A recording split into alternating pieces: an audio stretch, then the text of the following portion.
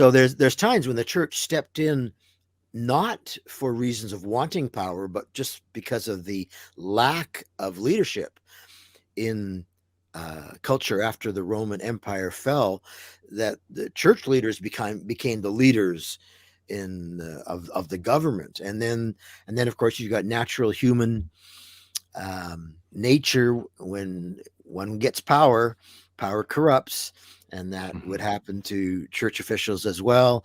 And so in the 13th century here, you have a pope that probably for what he thought were good reasons needed to have more control over the people and help the society go in the right direction, probably, and decided to adopt ancient Roman law. And remember, the Romans, famous for their Pax Romana, peace, the way they got peace was ultimate control, ultimate control and intimidation and torture, with crucifixion being the number one intimidating factor in their arsenal. That if you don't um, line up with what we're telling you to do, we're going to hang you on a tree, just like that.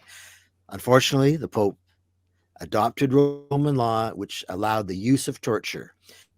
This really underscores something that was raised one or two live streams ago when you were here, and that is what happens when you marry Christianity to government or even to the power that is available within governing authorities. And so when you marry those two things together, there's human nature steps in. Human nature wants to convince people. We always want to convince people of our own views. But now suddenly you have power, and a human nature, if they won't willingly accede to your opinion and your beliefs, there is the temptation to make them believe or make them do what you want.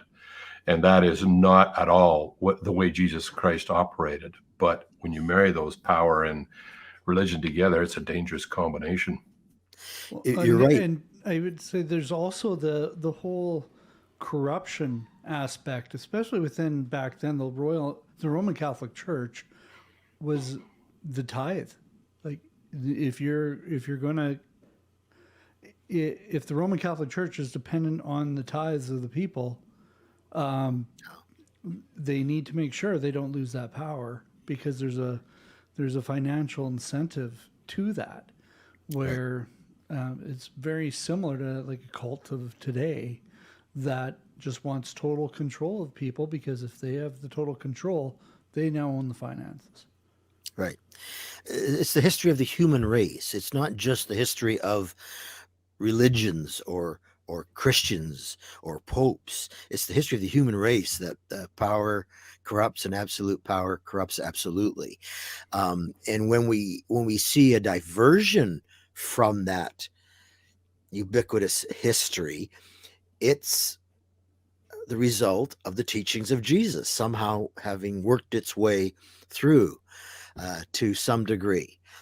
John Dixon makes a, a point here.